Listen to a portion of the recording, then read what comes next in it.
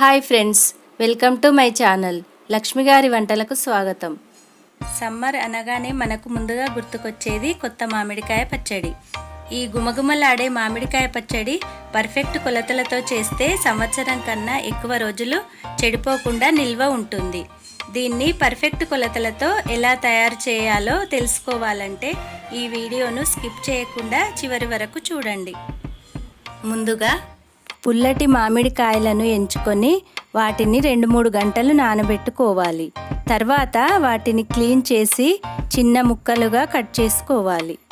వీటిలో ఉన్న జీడిని తీసేసి ఒక కాటన్ క్లాత్తో మామిడికాయ ముక్కలను క్లీన్ చేసుకోవాలి.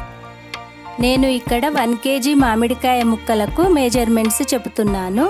మీ రిక్వైర్మెంట్ని బట్టి మీకు ఎంత సరిపోతుందో చూసుకోండి.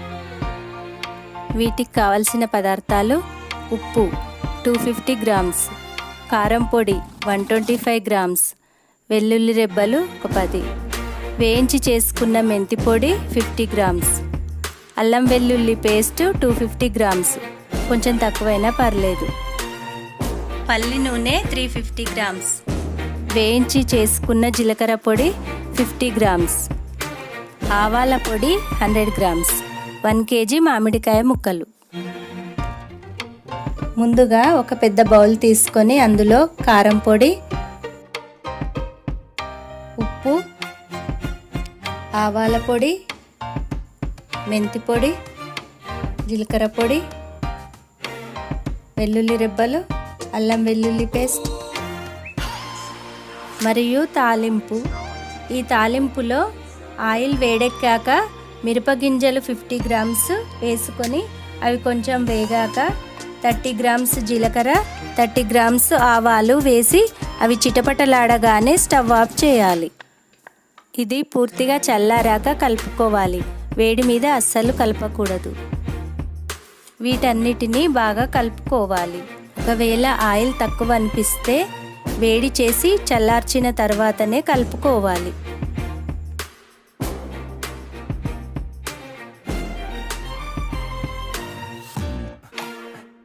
ఇవన్నీ బాగా కలుపుకున్నాక ఇందులో మామిడికాయ ముక్కలు వేసి ఈ ముక్కలకు ఉప్పు కారం బాగా పట్టేటట్లు చక్కగా కలుపుకోవాలి.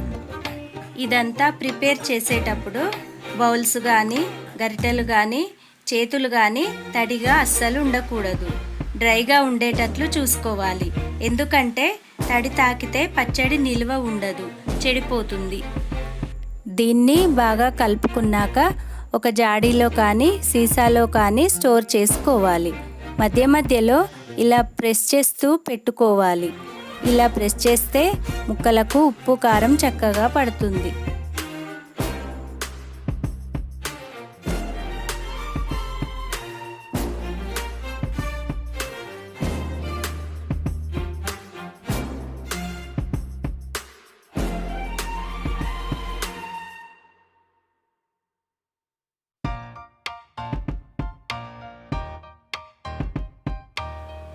దీన్ని 3 రోజుల వరకు కదపకూడదు, ఎందుకంటే 3 రోజుల వరకు ఊరుతుంది.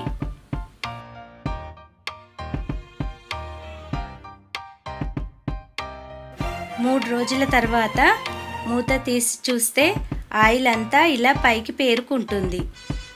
చూశారా ఆయిల్ అంతా ఎలా పైకి పేరుకుందో? ఇలా వస్తేనే పచ్చడి పర్ఫెక్ట్గా వచ్చినట్టు.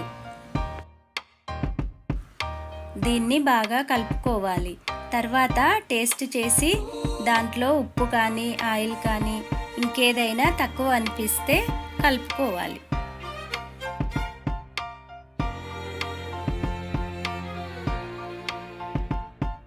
దీన్ని ప్రతిసారి జాడీలో నుంచి కానీ సీసాలో నుంచి కానీ తీయకుండా ఏదైనా చిన్న సీసాలో స్టోర్ చేసుకొని సర్వ్ చేసుకోవాలి.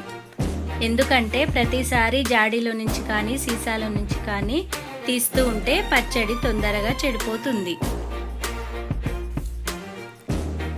అంతే, నోరూరించే మామిడికాయ పచ్చడి రెడీ. వేడివేడి అన్నంలో ముద్దపప్పు, ఆవకాయ, నెయ్యి వేసుకొని తింటే చాలా బాగుంటుంది. ఇలాంటి రెసిపీలు ఇంకా కావాలనుకుంటే వెంటనే ఈ ఛానల్ని సబ్స్క్రైబ్ చేయండి.